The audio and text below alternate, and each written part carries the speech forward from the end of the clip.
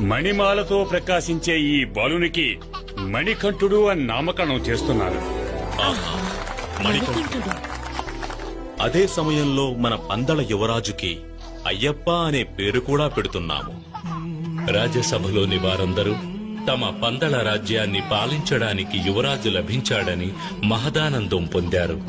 వారసులే లేని మహారాజు మరణానంతరం రాజ్యాన్ని తన వశం చేసుకోవాలని ఊహల్లో విహరిస్తున్న మహామంత్రికి మణికంఠుని రాక దిగ్భ్రాంతికి లోను చేసింది.